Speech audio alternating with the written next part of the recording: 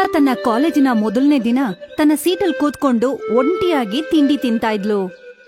College principal ಮಗಳು ತನ್ನ 2 ಸ್ನೇಹಿತರ ಜೊತೆ ಅವಳ ಹತ್ರ ಬರ್ತಾಳೆ. ನೇನಾ ತುಂಬಾ ತುಂಟ ಹುಡುಗಿ ಆಗಿದ್ಲು. ಕ್ಲಾಸ್ ಅಲ್ಲಿ ಅವಳು ಅಂದ್ರೆ ಎಲ್ರೂ ಹೆದರ್ಕೋತಾ ಇದ್ರು. ಏ ಹುಡುಗಿ, ಹೊಸಬ್ಳಾ? ಹಾ, ಇವತ್ತು ನನ್ನ ಮೊದಲನೇ ದಿನ. ಟಿಫನ್ ಅಲ್ಲಿ ಏನಿದೆ? ಮ್ಯಾಗಿ. ನೇನಾ ಅವಳು ಟಿಫನ್ ನ ತಗೊಂಡು ತಿನ್ನೋಕ್ ಶುರು ಮಾಡ್ತಾಳೆ. ಅರ್ಧ ತಿಂದ ಮೇಲೆ ಹೇಳ್ತಾಳೆ, ನಿಮ್ಮಮ್ಮಂದು ಬಿರಿಯಾನಿ ಅಂಗಡಿ ಇದೆ ಅಲ್ವಾ? ಮ್ಯಾಗಿನೇ ಇಷ್ಟು ಕೆಟ್ಟದಾಗ್ ಮಾಡ್ತಾರೆ ಅಂತಂದ್ರೆ ಇಷ್ಟು ಕೆಟ್ಟದಾಗ್ ಬಿರಿಯಾನಿ ಮಾಡ್ತಾರೆ ಅಂತ ಗೊತ್ತೇ ಇರ್ಲಿಲ್ಲ.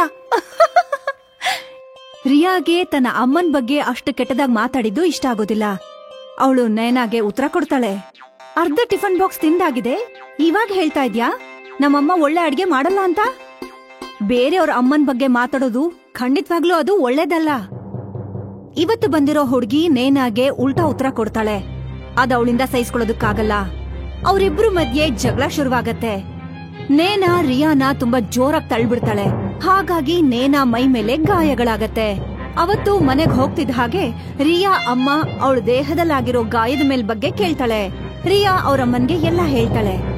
ನಾವು ನಾಳೆನೆ ಹೋಗಿ ಪ್ರಿನ್ಸಿಪಲ್ ಹತ್ರ ಮಾತಾಡೋಣ. ಆ ಹುಡುಗಿ ಪ್ರಿನ್ಸಿಪಲ್ ಮಗಳಾದ್ರೆ ಏನಾಯ್ತು?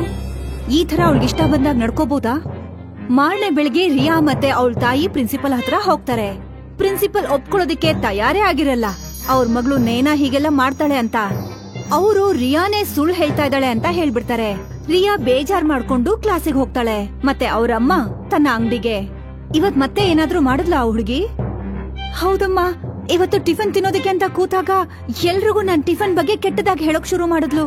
ಮತ್ತೆ ಎಲ್ರು ನನ್ನ ನೋಡಿ ನಗ್ತಾ ಇದ್ರು. ಯೋಚನೆ ಮಾಡ್ಬೇಡ ಮಗಳೇ, ನಾಳೆ ನಾನು ಇಡೀ ಕ್ಲಾಸಿಗೆ ಒಂದು ಒಳ್ಳೆ ಬಿರಿಯಾನಿ ಮಾಡಿ ಕಳಿಸ್ತೀನಿ. ರಿಯಾ ಮತ್ತೆ ಅವಳ ತಾಯಿ ಒಬ್ಬರನ್ನ ಒಬ್ರು ನೋಡ್ಕೊಂಡು ನಗ್ತಾರೆ. ಅವ್ರ ನಗುನಲ್ಲಿ ಒಂದು ರಹಸ್ಯ ಅಡಗಿತ್ತು, ಒಂದು ಜಾದುವಿನ ರಹಸ್ಯ. ರಿಯಾ ಕ್ಲಾಸಿಗೆ ಹೋಗ್ತಿದ್ದ ಹಾಗೆ ಎಲ್ರಿಗೂ ಅವಳ ಬ್ಯಾಗಿಂದ ಬಿರಿಯಾನಿ ವಾಸನೆ ಬರೋಕ್ ಶುರುವಾಗತ್ತೆ. ಅವಳನ್ನ ತುಂಬಾ ಜನ ಕೇಳ್ತಾರೆ, ಇಷ್ಟು ಒಳ್ಳೆ ವಾಸನೆ ನಿನ್ ಬ್ಯಾಗಿಂದನ ಬರ್ತಾ ಇರೋದು ಅಂತ. ಹಾ, ಇವತ್ತು ನಿಮ್ಮೆಲ್ರಿಗೂ ಬಿರಿಯಾನಿ ಕೊಡ್ತೀನಿ. ನಮ್ಮಮ್ಮ ಇಡೀ ಕ್ಲಾಸ್ಗೋಸ್ಕರ ಬಿರಿಯಾನಿ ಕಳ್ಸಿದ್ದಾರೆ. ಲಂಚ್ ಟೈಮ್ ಅಲ್ಲಿ ಪ್ರತಿಯೊಬ್ರು ರಿಯಾ ಮುಂದೆ ಲೈನಲ್ಲಿ ನಿಂತ್ಕೋತಾರೆ. ಇಡೀ ಕ್ಲಾಸ್ ರಿಯಾ ತಾಯಿ ಮಾಡಿರುವಂತ ಬಿರಿಯಾನಿನ ಎಂಜಾಯ್ ಮಾಡ್ಕೊಂಡು ತಿಂತಾರೆ. ಹೇಗಿದೆ ಮಜಾ? ಬಿರಿಯಾನಿ ಅಂತೂ ತಿನ್ಬಿಟ್ರಿ. ಈಗ ಬಿರಿಯಾನಿಯ ಜಾದುವಿನ ಸಮಯ. ಲಂಚ್ ಬ್ರೇಕ್ ನಂತರ ಎಲ್ಲಾ ಸ್ಟೂಡೆಂಟು ಕ್ಲಾಸ್ ಅಲ್ಲಿ ಕೂತ್ಕೊಂಡಿದ್ರು. ಇದ್ದಕ್ಕಿದ್ದ ಹಾಗೆ ನೇನಾ ಬೆಂಚ್ ಮೇಲೆ ಹತ್ತಿ ಕೋತಿ ತರ ಕುಣಿಯೋದಕ್ಕೆ ಶುರು ಮಾಡ್ತಾಳೆ. ನೇನಾ ಮತ್ತೆ ಅವಳ ಸ್ನೇಹಿತರು ಯಾರ್ಯಾರು ರಿಯಾನ ತಮಾಷೆ ಮಾಡಿದ್ರು ಅವರೆಲ್ಲರೂ ತಮ್ಮ ತಮ್ಮ ಬೆಂಚ್ ಮೇಲೆ ನಿಂತ್ಕೊಂಡು ಕೋತಿ ತರ ಕುಣಿಯೋಕ್ ಶುರು ಮಾಡಿದ್ರು. ನೀವ್ 3 ಜನ ಏನ್ ಮಾಡ್ತಾ ಇದ್ದೀರಾ? ಕೆಳಗಿಳಿರಿ ಈಗ್ಲೇ. Get out from my class. ಹೋಗಿ ಹೊರಗಡೆ. ಇಡೀ ಕ್ಲಾಸ್ ನೇನಾ ಮತ್ತೆ ಅವಳ ಸ್ನೇಹಿತರನ್ನ ನೋಡಿ ನಗ್ತಾ ಇದ್ರು. ನೇನಾನ ಕ್ಲಾಸ್ ಇಂದ ಆಚೆ ಕಳ್ಸಿದ್ರು. ಮಾರನೇ ದಿನ ನೇನಾ ಆಗಿದ್ದ ಅವಮಾನಕ್ಕೆ ಯಾರಿಗೂ ಮುಖ ಕೊಟ್ಟು ಮಾತಾಡೋದಕ್ಕಾಗ್ತಾ ಇರ್ಲಿಲ್ಲ. ಅವಳಿಗೆ ರಿಯಾ ಮೇಲೆ ತುಂಬಾ ಕೋಪ ಬಂತು. ಅವಳು ಅದನ್ನ ಸೇಡ್ ತೀರ್ಸ್ಕೋಬೇಕು ಅಂತಿದ್ಲು. ಈ ರಿಯಾಗೆ ನಾನು ಒಂದು ಒಳ್ಳೆ ಪಾಠ ಕಲಿಸ್ತೀನಿ. ಅವಳನ್ನ ಈ ಕ್ಲಾಸ್ ಇಂದ ಆಚೆ ಕಳಿಸ್ಲಿಲ್ಲ ಅಂದ್ರೆ ನನ್ ಹೆಸರು ನೇನಾ ಅಲ್ಲ. ಸ್ವಲ್ಪ ದಿನದ ನಂತರ ನೇನಾ ರಿಯಾಗೆ ಕಾಲ್ ಮಾಡ್ತಾಳೆ.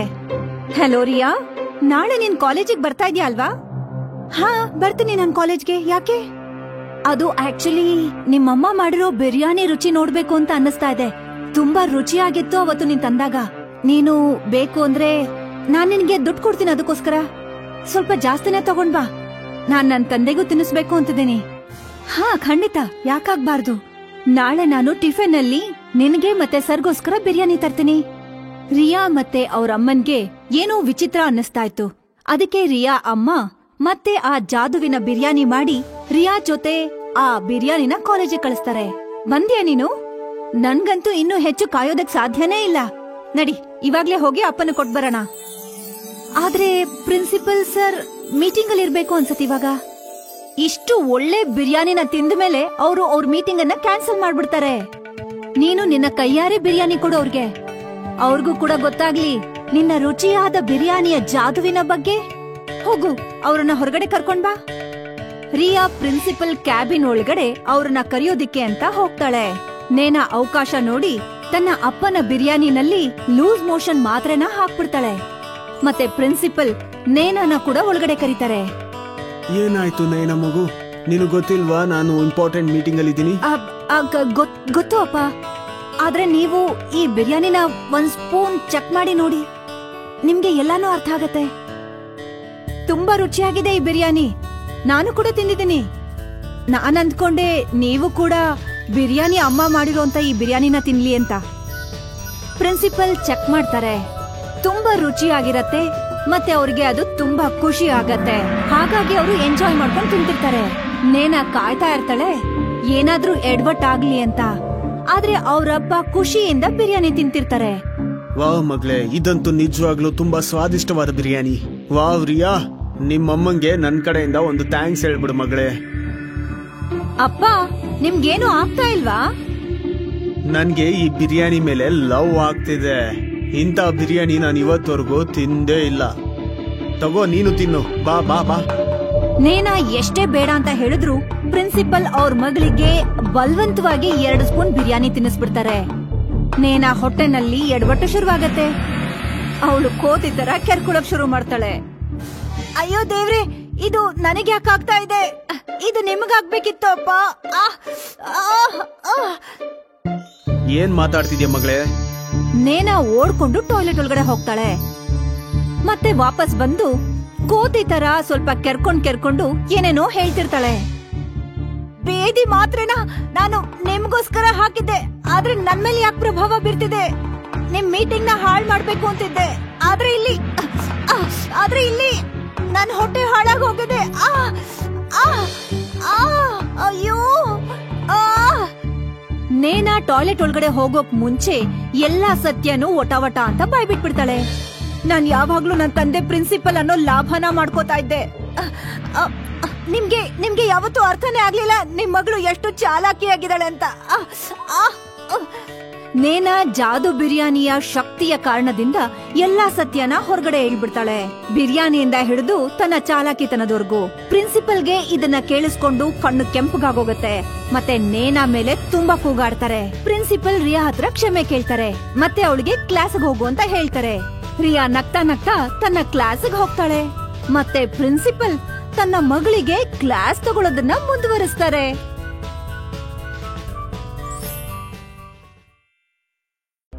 ವಿದ್ಯಾ ಮತ್ತೆ ಮನೋಜ್ನ ಆನಿವರ್ಸರಿ ಆಗಿತ್ತು.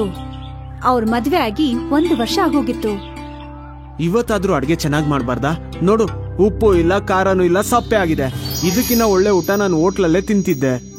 ನಾನು ಇವತ್ತು ತುಂಬಾ ಪ್ರಯತ್ನ ಪಟ್ಟಿದ್ದೀನಿ ಒಳ್ಳೆ ಅಡ್ಗೆ ಮಾಡ್ಬೇಕು ಅಂತ. ಪ್ರಯತ್ನ ಮಾಡ್ತಾನೆ ಇರ್ತೀಯಾ ಇಲ್ಲ ಯಾವತ್ತಾದ್ರೂ ಅಡ್ಗೆ ಮಾಡ್ತೀಯಾ?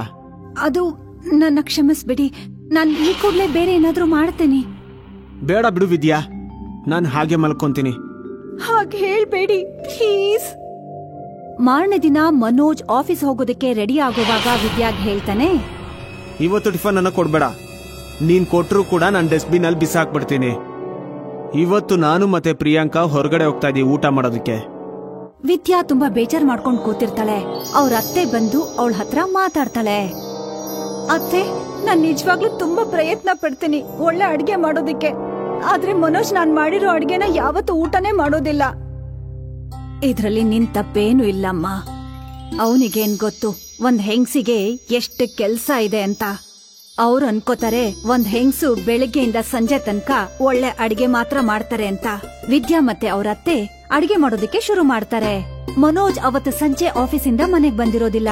ವಿದ್ಯಾ ಮತ್ತೆ ಅವ್ರ ಅತ್ತೆ ಮನೋಜ್ನ ಕಾಯ್ತಾನೆ ಅಲ್ಲೇ ಮಲ್ಕೊಂಡ್ ಬಿಟ್ಟಿರ್ತಾರೆ. ಮನೋಜ್ ಮಾರನೇ ದಿನ ರಾತ್ರಿ ಬರ್ತಾನೆ. ಏನಪ್ಪಾ, ಹೇಳ್ದೆ ಕೇಳ್ದೆ ಎಲ್ಲಿಗ್ ಹೊರಟೋಗಿದ್ದೆ ನೀನು?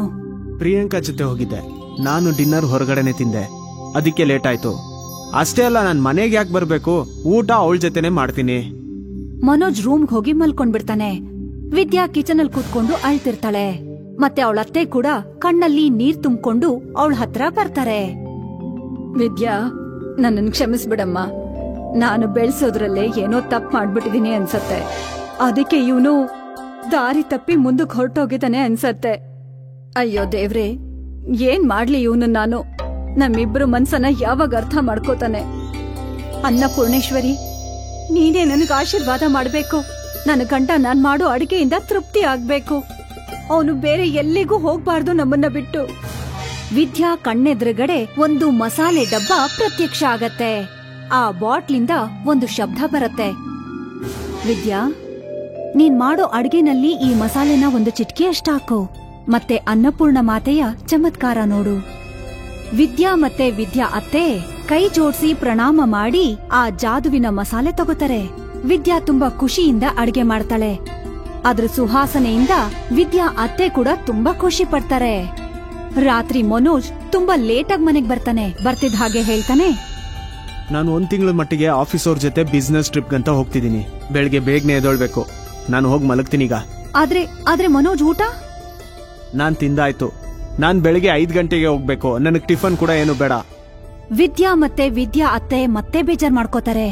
ಅವ್ರು ಯೋಚನೆ ಮಾಡಿರ್ತಾರೆ ಅವ್ರು ಮಾಡಿರೋಂತ ಅಡ್ಗೆನ ಮನೋಜ್ ಊಟ ಮಾಡಿ ಖಂಡಿತ ಖುಷಿ ಪಡ್ತಾನೆ ಅಂತ.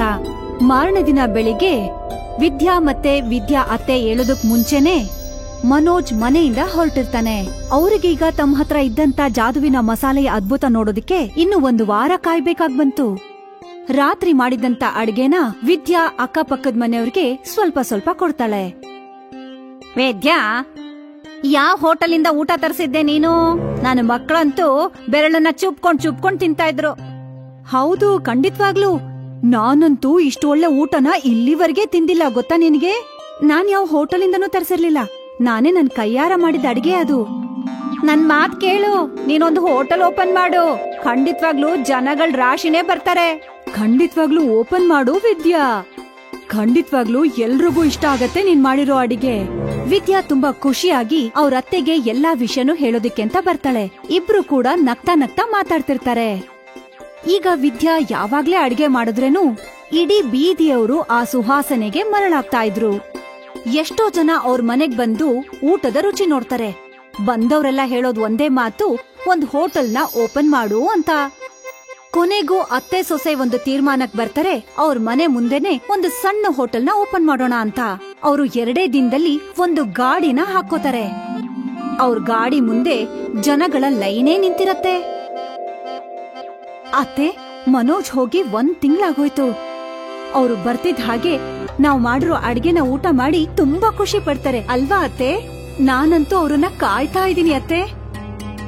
ಹೌದಮ್ಮ, ನಾನು ಅದೇ ಕ್ಷಣಕ್ಕೋಸ್ಕರ ಕಾಯ್ತಾ ಇದ್ದೀನಿ. ಮನೋಜ್ ಯಾವಾಗ ಬರ್ತಾನೋ, ನೀನ್ ಮಾಡಿರೋ ಅಡ್ಗೆನ ತಿಂದು ಯಾವಾಗ ನಿನ್ನನ್ನ ಹೊಗಳ್ತಾನೋ ಅಂತ. ಮನೋಜ್ ವಾಪಸ್ ಬರ್ತಾನೆ. ಬಂದ್ ಕೂಡ್ಲೆ ಅಳೋಕ್ ಶುರು ಮಾಡ್ತಾನೆ. ವಿದ್ಯಾ ಮತ್ತೆ ಅವ್ರ ಅತ್ತೆ ಅವನನ್ನ ನೋಡ್ತಾ ನಿಂತು ಬಿಡ್ತಾರೆ. ಮನೋಜ್ ಸ್ವಲ್ಪ ಹೊತ್ತು ಸಮಾಧಾನ ಮಾಡ್ಕೊಂಡು ಮಾತಾಡೋದಕ್ ಶುರು ಮಾಡ್ತಾನೆ. ನನ್ನ ಕ್ಷಮಿಸ್ಬಿಡು ವಿದ್ಯಾ. ಅಮ್ಮ, ನನ್ನ ಕ್ಷಮಿಸ್ಬಿಡಿ. ಏನಾಯ್ತು ನಿಮ್ಗೆ? ಯಾವ ವಿಷಯಕ್ಕೆ ನೀವು ನನ್ನನ್ನ ಕ್ಷಮೆ ಕೇಳ್ತಾ ಇದ್ದೀರಾ? ಮನೋಜ್, ಏನಾಯ್ತಪ್ಪ? ಮಾ, ವಿದ್ಯಾ, ನಾನ್ ಯಾವ್ದೇ ಬಿಸ್ನೆಸ್ ಟ್ರಿಪ್ಗೆ ಹೋಗಿಲ್ಲ. ನಾನು ಪ್ರಿಯಾಂಕಾ ಜೊತೆ ಮದ್ವೆ ಮಾಡ್ಕೊಳ್ಬೇಕು ಅಂತ ಹೋದೆ. ನಾನ್ ಅನ್ಕೊಂಡಿದ್ದೆ ನಾನ್ ಅವಳ ಜೊತೆ ಎಲ್ಲಾದ್ರೂ 1 ತಿಂಗಳಿದ್ದು ಆಮೇಲೆ ಅವಳ ಜೊತೆನೆ ಮದ್ವೆ ಮಾಡ್ಕೋಬೇಕು ಅಂತಿದ್ದೆ. ನಾಚಿಕೆ ಆಗಲ್ವಾ ನಿಮ್ಗೆ? ಹಾಗ್ ನೀನು ಹೇಗ್ ಯೋಚನೆ ಮಾಡ್ದೆ? ಆ ಪ್ರಿಯಾಂಕಾ ನನ್ಗೆ ರುಚಿಯಾದ ಊಟ ತಿನ್ಸೋ ಆಸೆ ತೋರಿಸಿ ಬೆಳಗ್ಗೆ ಮಧ್ಯಾಹ್ನ ರಾತ್ರಿ ಎಲ್ಲ ಹೊತ್ತು ಹೋಟ್ಲಿಂದನೇ ತರಿಸಿ ಊಟನ ನನ್ನ ಪೂರ್ತಿ ವಾಲೆಟ್ ಖಾಲಿ ಆಗೋಯ್ತು. ನನ್ನ ಆರೋಗ್ಯನೂ ಹಾಳಾಯ್ತು. ಆದ್ರೂ ಕೂಡ 1 ಸರಿನೋ ಅವಳು ಮನೆ ಊಟನ ಮಾಡೇ ಇಲ್ಲ. ನಾನ್ ಅವಳ ಜೊತೆ 7 ದಿನ ಇದ್ದು ತುಂಬಾ ಬೇಜಾರಾಗ್ಬಿಟ್ಟಿದೆ. ನನ್ನ ಕ್ಷಮಿಸ್ಬಿಡು ವಿದ್ಯಾ. ಖಂಡಿತ ನಿನ್ನ ಕ್ಷಮಿಸೋದಿಲ್ಲ. ನೀನೇನ್ ಅನ್ಕೊಂಡಿದ್ಯಾ? ನೀನ್ ಏನೇ ಮಾಡಿದ್ರೇನು ನಾವ್ ನಿನ್ನನ್ನ ಕ್ಷಮಿಸ್ತೀವಿ ಅಂತನಾ? ವಿದ್ಯಾ ಏನು ಮಾತಾಡ್ದೆ ಅಳ್ತಾ ಅಳ್ತಾ ಅವರಿಬ್ರು ಮಾತನ್ನ ಕೇಳಿಸ್ಕೊತಿರ್ತಾಳೆ. ಸ್ವಲ್ಪ ಹೊತ್ತಿನ ನಂತರ ವಿದ್ಯಾ ಹೇಳ್ತಾಳೆ, ನಿನಗೋಸ್ಕರ ನಾನ್ ಏನೆಲ್ಲ ಮಾಡ್ದೆ ಮನೋಜ್. ಆದ್ರೆ ನೀನು ಬೇರೆ ಮದ್ವೆ ಮಾಡ್ಕೊಳ್ಳೋದಿಕ್ಕೆ ಯೋಚನೆ ಮಾಡ್ತಾ ಇದ್ಯಾ? ನಾನ್ ಇನ್ ಮುಂದೆ ಯಾವತ್ತೂ ನೀನ್ ಊಟದ ಬಗ್ಗೆ ತಪ್ಪಾಗಿ ಮಾತಾಡೋದೇ ಇಲ್ಲ. ನನ್ನ ಕ್ಷಮಿಸ್ಬಿಡು ವಿದ್ಯಾ. ವಿದ್ಯಾ ಮತ್ತೆ ವಿದ್ಯನ ಅತ್ತೆ ಮನೋಜ್ನ ಆ ಮನೆಯಿಂದ ಒದ್ದು ಆಚೆ ಓಡಿಸ್ತಾರೆ. ಒಂದು ದಿನ ಮನೋಜ್ ತನ್ನ ಮನೆ ಮುಂದೆ ಇದ್ದಂತ ಗಾಡಿ ಮುಂದೆ ಇದ್ದಂತ ಜನಗಳನ್ನ ನೋಡಿ ಆಶ್ಚರ್ಯ ಆಗೋಗತ್ತೆ ಅವನಿಗೆ. ಮನೋಜ್ ತನ್ನ ಮನೆ ಮುಂದೆ ಇದ್ದಂತ ಲೈನನ್ನ ನೋಡಿ ಆ ಊಟನ ಟೇಸ್ಟ್ ಮಾಡ್ಬೇಕು ಅನ್ಕೊಂಡ. ಆ ಊಟನ ತಿಂತಿದ್ದ ಹಾಗೆ ಅವನ್ಗೆ ಆಶ್ಚರ್ಯ ಆಗತ್ತೆ. ಆ ಊಟ ಅವನ್ ಇಲ್ಲಿವರೆಗೆ ಯಾವ ಹೋಟೆಲಲ್ಲೂ ತಿಂದಿರೋದಿಲ್ಲ. ವಿದ್ಯಾ ಮತ್ತೆ ಅವರತ್ತೆ ಜಾದುವಿನ ಮಸಾಲೆಯ ಸಹಾಯದಿಂದ ಆ ಹಳ್ಳಿನಲ್ಲೇ ತುಂಬಾ ದೊಡ್ಡ ಹೋಟೆಲ್ ಮಾಲೀಕರಾದ್ರು. ಮತ್ತೆ ಮನೋಜ್ ತಾನ್ ಮಾಡಿದಂತ ತಪ್ಪಿಗೆ ಪಶ್ಚಾತ್ತಾಪ ಪಡ್ತಾ ಒಂದು ಮರದ ಕೆಳಗಡೆ ಕೂತಿದ್ದ. ಒಂದ್ ಹಳ್ಳಿನಲ್ಲಿ ಒಬ್ಬ ಕುಳ್ಳ ಒಬ್ಬ ಲಂಬು ಇಬ್ರು ಅಣ್ಣ ತಮ್ಮಂದಿರಿದ್ರು. ಆದ್ರೆ ಇಬ್ರು ಮಧ್ಯೆ ಯಾವಾಗ್ಲೂ ಜಗಳ ಆಗ್ತಿತ್ತು. ಇಬ್ರು ಅಂದ್ಕೊಂಡಿದ್ರು ನನ್ನನ್ನ ಕಂಡ್ರೆ ಇವನಿಗಾಗಲ್ಲ, ಇವನ್ನ ಕಂಡ್ರೆ ನನಗಾಗಲ್ಲ ಅಂತ. ಹಾಗಾಗಿ ಇವ್ರಿಬ್ರಲ್ಲೂ ಅನುಬಂಧ ಅನ್ನೋದೇ ಇರ್ಲಿಲ್ಲ. ಅವಳ ತಾಯಿ ಇಬ್ಬರಿಗೂ ಬುದ್ಧಿ ಹೇಳ್ತಾ ಇದ್ಲು. ಆದ್ರೆ ಇಬ್ರು ಅವ್ರ ತಾಯಿ ಮಾತನ್ನ ಕೇಳ್ತಾನೆ ಇರ್ಲಿಲ್ಲ. ಮತ್ತೆ ಇದ್ರ ಲಾಭನ ಚತುರ ಬಳಸ್ಕೊತಿದ್ದ. ಪ್ರತಿದಿನ ತಮ್ಮ ಕೆಲ್ಸನ ಬದಲಾಯಿಸ್ಕೊತಾ ಇದ್ರು. ಒಂದು ದಿನ ಕುಳ್ಳ ಬಿರಿಯಾನಿ ಗಾಡಿ ಹಾಕ್ತಾನೆ, ಆದ್ರೆ ಲಂಬು ಹಣ್ಣನ್ನ ಮಾರ್ತಾ ಇದ್ದ. ನೋಡು ಲಂಬು, ನೀನು ಪೇರ್ಲೆಗಾಗಿ ನನ್ ಜೊತೆಗೆ ಜಗಳ ಮಾಡ್ತಿದ್ದೆ. ಅದಕ್ಕೆ ನಾನು ಚಿಕನ್ ಬಿರಿಯಾನಿನ ಶುರು ಮಾಡಿದೀನಿ. ಹೀಗಾಗಿ ನೀನು ಯಾವ ಜಗಳನ್ನೂ ಮಾಡ್ಬೇಡ, ಮಾಡಿದ್ರೆ ಸರಿ ಇರೋದಿಲ್ಲ. ನೋಡು ಅಣ್ಣ, ನೀನು ಪ್ರೀತಿಯಿಂದ ಹೇಳಿದಿದ್ರೆ ನಾನು ಈ ಮಾತನ್ನ ಕೇಳ್ತಿದ್ದೆ. ಆದ್ರೆ ನೀನು ನನಗೆ ಹೊಡೆಯುವ ಧಮಕಿ ಕೊಟ್ಟಿದ್ಯಾ. ಹೀಗಾಗಿ ನಾನು ನಾಳೆಯಿಂದ ಚಿಕನ್ ಬಿರಿಯಾನಿಯನ್ನೇ ಮಾರ್ತೀನಿ. ಆದ್ರೆ ಈ ಬಾರಿ ನಾನು ನಿನ್ನ ಕೆಲ್ಸವನ್ನ ಬಂದ್ ಮಾಡೇ ಮಾಡ್ತೀನಿ. ಸರಿ, ನೋಡೋಣ ಯಾರ್ ಗೆಲ್ತಾರೆ ಅಂತ. ಇಬ್ರು ಜಗಳ ಮಾಡ್ಕೋತಾ ಇದ್ರು. ಅದೇ ಸಮಯಕ್ಕೆ ಅಲ್ಲಿಗೆ ಚತುರ ಬಂದ. ಏನಾಯ್ತಣ್ಣ, ಯಾಕೆ ಬೆಳಗ್ಗೆನೆ ಜಗಳ ಮಾಡ್ತಾ ಇದ್ದೀರಾ? ಹಾಗೂ ಸುಖ, ನೀನ್ ಇವತ್ತು ಬಿರಿಯಾನಿ ತಂದ್ಯಾ?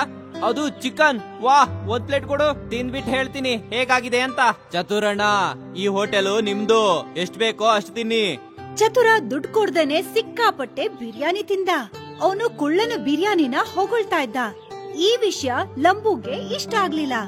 ಸುಖ, ನೀನು ಬಿರಿಯಾನಿನ ಸಖತ್ತಾಗಿ ಮಾಡಿದ್ಯಾ, ತಿಂದು ಖುಷಿಯಾಗೋಯ್ತು. ಗ್ರಾಹಕರಿಗೂ ಬಹಳ ಇಷ್ಟವಾಗುತ್ತೆ. ಓ ಅಣ್ಣ, ನಾಳೆ ನೀವು ನನ್ನ ಕೈಯ ಚಿಕನ್ ಅನ್ನ ತಿನ್ನಿ, ಬೆರಳನ್ನ ನೆಕ್ತಾ ಇರ್ತೀರಾ. ಸರಿ, ನಾಳೆ ಮಾತನ್ನ ನಾಳೆ ನೋಡೋಣ. ಈಗ ನೀನು ಆ ಪೇರ್ಲೆ ಹಣ್ಣನ್ನೇ ತಿನ್ಸು, ನಿನ್ನ ಪೇರ್ಲೆ ಕೂಡ ಸಖತ್ತಾಗಿರುತ್ತೆ. ಲಂಬುನ ಸ್ವಲ್ಪ ಹೊಗಳ್ತಿದ್ ಹಾಗೆ ಖುಷಿ ಪಟ್ಟ. ಹಾಗಾಗಿ ಚತುರನ್ಗೆ ಹಣ್ಣನ್ನ ಕೊಟ್ಟ ಫ್ರೀಯಾಗಿ. ಕುಳ್ಳ ಇಡೀ ದಿನ ಬಿರಿಯಾನಿನ 50 ರೂಪಾಯಿಗೆ ಮಾರ್ದ. ಹಾಗಾಗಿ ಅವನ್ಗೆ ಒಳ್ಳೆ ಲಾಭ ಸಿಕ್ತು. ಇದು ಲಂಬುಗೆ ಸಹಿಸ್ಕೊಳಕ್ಕಾಗ್ಲಿಲ್ಲ. ಸಂಜೆ ಇಬ್ರು ಅಣ್ಣ ತಮ್ಮಂದಿರು ವಾಪಸ್ ಮನೆಗ್ ಹೋದ್ರು. ಮಾರನೇ ದಿನ ಲಂಬು ಕುಳ್ಳಂಗಿಂತ ಮುಂಚೆನೆ ತನ್ನ ಗಾಡಿನ ತಗೊಂಡು ಹೊರಟೋಗಿದ್ದ. ಮತ್ತೆ ಅವನು ಬೋರ್ಡಲ್ ಬರ್ದಿದ್ದ ಚಿಕನ್ ಬಿರಿಯಾನಿ 40 ರೂಪಾಯಿ ಪ್ಲೇಟ್ಗೆ. ಸ್ವಲ್ಪ ಹೊತ್ತಲ್ಲೇ ಕುಳ್ಳ ಕೂಡ ಅಲ್ಲಿಗ್ ಬಂದ. ಏ ಹುಚ್ಚ, ಇಷ್ಟು ಕಡಿಮೆ ದರದಲ್ಲಿ ಬಿರಿಯಾನಿ ಮಾರ್ತಾ ಇದ್ಯಾ? ಇವತ್ತು ತೋರಿಸ್ತೀನಿ ನಿನಗೆ ನೀನ್ ಹೇಗೆ ನಿನ್ನ ಬಿರಿಯಾನಿನ ಮಾರ್ತೀಯಾ ಅಂತ. ಇಬ್ರು ಅಣ್ಣ ತಮ್ಮಂದಿರ ರೇಟ್ನ ಅಂತರ ನೋಡಿ ಜನಗಳು ಲಂಬು ಹತ್ರನೇ ಹೋಗ್ತಿದ್ರು. ಚೀಪ್ ಆಗಿದ್ದ ಕಾರಣ ಹೊಟ್ಟೆ ತುಂಬಾ ಬಿರಿಯಾನಿ ತಿಂತಾ ಇದ್ರು. ಅದನ್ನ ನೋಡಿ ಕುಳ್ಳನ್ಗೂ ಬಿರಿಯಾನಿ ರೇಟನ್ನ ಕಮ್ಮಿ ಮಾಡ್ಬೇಕು ಅನ್ನೋ ಐಡಿಯಾ ಬಂತು. ಹಾಗಾಗಿ ಅವನು 50 ಜಾಗದಲ್ಲಿ 40 ರೂಪಾಯಿ ಬರ್ದ. ಇಬ್ರಲ್ಲೂ ಈಗ ಸಮನಾಗ್ ನಡೀತಾ ಇತ್ತು. ಸಂಜೆ ಬಿರಿಯಾನಿ ಮಾರ್ಕೊಂಡು ವಾಪಸ್ ಮನೆಗ್ ಬಂದ್ರು. ನಾನು ಕೇಳ್ಪಟ್ಟೆ ನೀವಿಬ್ರು ಇವತ್ತು ಕೂಡ ನಷ್ಟ ಮಾಡ್ಕೊಂಡ್ ಮನೆಗ್ ಬಂದಿದ್ದೀರಾ ಅಂತ. ಅಮ್ಮ, ಇವ್ನ್ ನನಗೆ ಧಮಕಿ ನೀಡಿದ್ದ. ಇದಕ್ಕೆ ನಾನ್ ಇವಾಗ ಇವನ್ ಕೆಲ್ಸನ ಕ್ಲೋಸ್ ಮಾಡೇ ಮಾಡಿಸ್ತೀನಿ. ನಿಮಗೆ ಏನು ಗೊತ್ತಿಲ್ಲ ಅಂದ್ಮೇಲೆ ನೀವೇನು ಮಾತಾಡಕ್ಕೆ ಹೋಗ್ಬೇಡಿ, ಗೊತ್ತಾಯ್ತಾ? ಸರಿ, ಇನ್ಮೇಲೆ ನಾನ್ ಯಾವತ್ತೂ ಮಾತಾಡಲ್ಲ. ನೀವಿಬ್ರು ಏನ್ ಮಾಡ್ಬೇಕೋ ಅದನ್ನೇ ಮಾಡ್ಕೊಳ್ಳಿ ಹೋಗಿ. ಒಂದು ದಿನ ಬೆಳಗ್ಗೆನೆ ಚತುರ ಕುಳ್ಳನ್ ನೋಡಕ್ ಬಂದ. ಬನ್ನಿ ಚತುರಣ್ಣ, ಕುತ್ಕೊಳ್ಳಿ. ಅಣ್ಣ, ನಾನ್ ನಿನ್ನ ಸ್ವಂತ ಅಂತ ಅನ್ಕೊಳ್ತೀನಿ. ಅದಕ್ಕೆ ನಿನಗೆ ವ್ಯಾಪಾರದ ಕೆಲವು ಟಿಪ್ಸ್ ನ ಕೊಡ್ತೀನಿ. ಅಣ್ಣ, ಇಲ್ಲಿ ತನಕ ನೀವ್ ಹೇಳಿದನ್ನ ಕೇಳ್ಕೊಂಡೆ ವ್ಯಾಪಾರ ಮಾಡ್ತಾ ಇದೀನಿ. ಇವಾಗಿಂದ ನೀನು ಬಿರಿಯಾನಿನ 5 ರೂಪಾಯಿಗೆ ಮಾರಕ್ಕೆ ಶುರು ಮಾಡು. ಇದ್ರಿಂದ ಚಿಕನಿನ್ ದುಡ್ಡು ಬರೋದಿಲ್ಲ.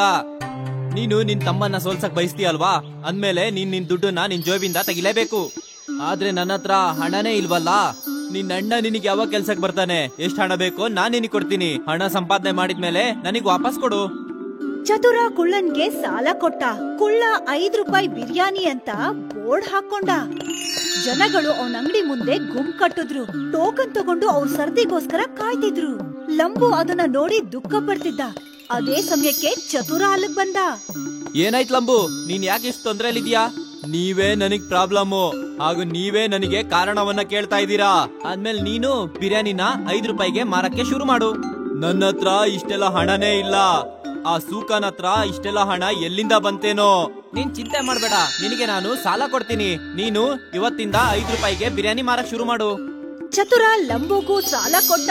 ಈಗ ಇಬ್ರು ಅಣ್ಣ ತಮ್ಮಂದಿರು 5 ರೂಪಾಯಿಗೆ ಬಿರಿಯಾನಿ ಮಾರ್ತಾ ಇದ್ರು. ಬನ್ನಿ ಬನ್ನಿ, 5 ರೂಪಾಯಿಗೆ ಬಿರಿಯಾನಿ ತಿನ್ನಿ.